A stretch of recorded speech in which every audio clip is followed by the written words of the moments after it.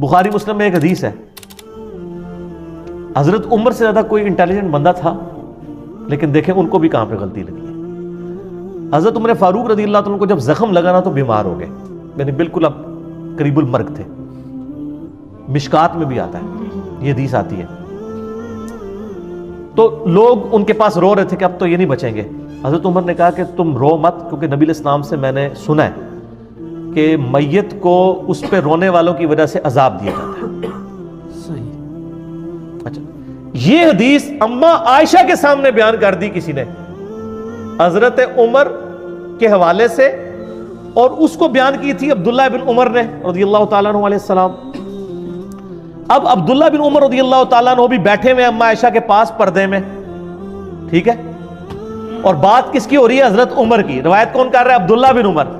کس کے سامنے؟ اما عائشہ کے سامنے۔ یار اہل حدیثوں سے معذرت کے ساتھ میں یہ جو کچھ بیان کر رہا ہوں، لیکن انہوں عزم کرنا کوڑی گلنا نہیں، لیکن عزم کریو۔ اب اما عائشہ نے فرمایا خدا عمر ابن خطاب پہ رحم کرے، اس کو سمجھنے میں غلطی لگی ہے۔ کون کہہ رہا ہے؟ اما عائشہ۔ حضرت عمر اپنی وفات تک ایک حدیث کو غلط سمجھتے رہے، صرف ظاہری الفاظ کی وجہ سے۔ اما عائشہ نے کہا قرآن میں تو سورہ الزمر کے اندر آیت ہے وَلَا تَزِرُ وَازِرَةٌ وِزْرَ أُخْرَى، کوئی جان دوسری جان کا بوجھ نہیں اٹھا سکتی۔ تو عمر نے یہ کیسے سمجھ لیا کہ نبی علیہ السلام یہ فرما رہے ہیں کہ میت کے اوپر جو لوگ رو رہے ہوتے ہیں اس کی وجہ سے اس میت کو عذاب دیا جاتا ہے، اس کا کیا قصور ہے؟ سر لاجیکل ہے بات کہ نہیں؟ یہ لاجک حضرت عمر کو نہیں سمجھ آئی، عبداللہ بن عمر کو نہیں سمجھ آئی، دونوں فقیہ صاحب ہیں، اور اما عائشہ ان کو سمجھ آ گئی کیونکہ انہوں نے قرآن سے استدلال کیا۔ لہٰذا میں بھی جب کہتا ہوں نا کہ حدیث کو قرآن پہ بھی پہلے پیش کیا کریں، کہ قرآن کی یہ جتنی تقدیر کے اوپر حدیثیں ہیں نا، میں نے ان کی تعویل کی ہے قرآن کی روشنی میں۔ صحیح۔ اگر آپ تقدیر میں آپ جبریہ کا عقیدہ نہیں رکھ سکتے، قرآن نے واضح کہا ہے اِنَّا ہَدَيْنَاهُ السَّبِيلَ اِمَّا شَاكِرًا وَإِمَّا كَفُورًا۔ آپ کے پاس اختیار ہے، ٹھیک ہے کہ لمیٹڈ ہے لیکن اختیار تو ہے۔ اچھا، تو اما عائشہ نے فرمایا کہ نبی علیہ السلام کے کہنے کا مقصد یہ تھا، یہ آپ نے کافروں کے بارے میں بات کی تھی، کانٹیکسٹ بتا دیا، حضرت عمر کو بھی پتا، عبداللہ بن عمر کو، کافروں کے بارے میں بات کی تھی، اور اصل میں بات یہ کی تھی کہ کافر کی میت پہ لوگ رو رہے ہوتے ہیں، حالانکہ اس سے تو عذاب دیا جا رہا ہوتا ہے۔ یہ رو رو کے کہہ رہے ہوتے ہیں کتنا چنگا سی، کتنا زبردست سی، خیر خواہ سی، اگے جنت ہی چوئے گا۔ ظاہر کافر بھی تو اپنے حساب سے کوئی جنت سمجھتے ہیں نا، وہ رو رہے نوح کر رہے ہوتے ہیں، اس کی تعریف بیان کر رہے ہوتے ہیں، حالانکہ اس کو عذاب دیا جا رہا ہوتا ہے۔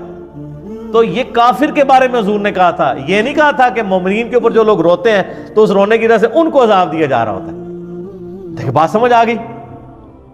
اب یہ بات کی انجینئرنگ کی اما عائشہ نے، انجینئرنگ کی تو سمجھ آئی نا، ورنہ تو نہیں سمجھ آنی۔ حضرت عمر کو بھی نہیں سمجھ آئی، عبداللہ بن عمر کو بھی، اور پھر ساتھ ہی اما عائشہ نے ایک اور مثال بھی ڈال دی، بخاری مسلم دونوں میں۔ آپ نے فرمایا یہی حال ہے جو حضرت عمر نے دوسری بات بھی سمجھی ہے۔ اچھا، ہاں جی، کلیب بدر والی،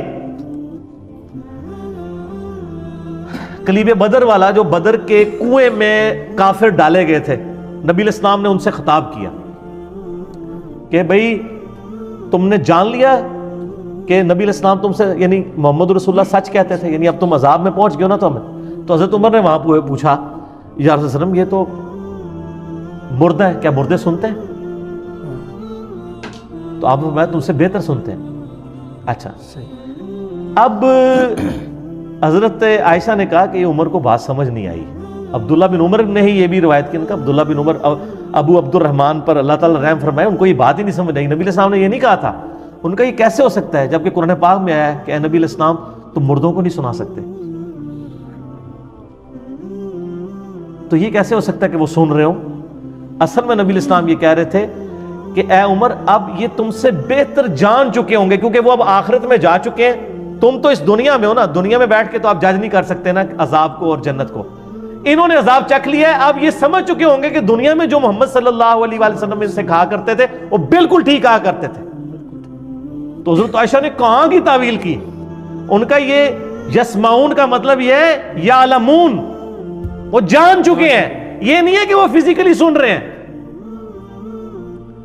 ام عائشہ بھابی نہیں سن، دیکھو نا جی، یہ بات کر دیتے ہیں نا جی، وہابیوں والی باتیں ہیں، یہ فلاں فلاں ہے، آپ دیکھ لیں یہ دونوں بات۔ لہٰذا کانٹیکسٹ بھی دیکھنا چاہیے. اگر صحابہ کرام کو کسی حدیث کے سمجھنے میں یعنی کانٹیکسٹ کے پوائنٹ آف ویو سے غلطی لگ سکتی ہے نا, تو سر پھر آپ کے محدثین اور آپ کے بزرگان دین اور آپ کے شیوخ الحدیث وہ کس کھیت کی مولی ہیں؟ ان کی کیا اوقات ہے صحابہ کرام کے مقابلے پہ؟ اور پھر آپ کو وہ حدیث بھی یاد ہوگی بخاری مسلم کی جو میں نے معراج والے لیکچر میں بتائی تھی, مسروق تابعی جو اما عائشہ کو ملنے جاتا ہے تو وہ مسروق کہتے ہیں میں تو ٹیک لگا کے بیٹھا ہوا ہوں, پردے میں اما عائشہ کے شاگرد تھے نا, بڑے لاڈلے شاگرد تھے. تو کہا مسروق بیٹا میں تجھے بتاؤں, جو بھی 3 باتوں میں سے کسی ایک کا بھی قائل ہونا وہ اللہ اور اس کے رسول پہ جھوٹ باندھ رہا ہے. ان کا پہلی بات یہ ہے کہ جو شخص یہ کہتا ہے نا کہ محمد صلی اللہ علیہ وسلم نے اللہ کو دیکھا ہے وہ جھوٹ بول رہا ہے. مسروق کہتے ہیں میں ٹیک لگا کے بیٹھا ہو گیا, میں کہا اماں جی جذباتی نہ ہو, ٹھنڈے ہو, کیڑی گل کر رہے ہو, ذرا اس میں میرا کلپ بھی چڑھا ہوا ہے. انہوں نے کہا بالکل میں اس امت میں پہلی ہوں جس نے میں نے نبی علیہ السلام سے پوچھا تھا یہ قرآن میں جو ذکر آیا تو نبی علیہ السلام بتایا میں نے جبرائیل کو دیکھا.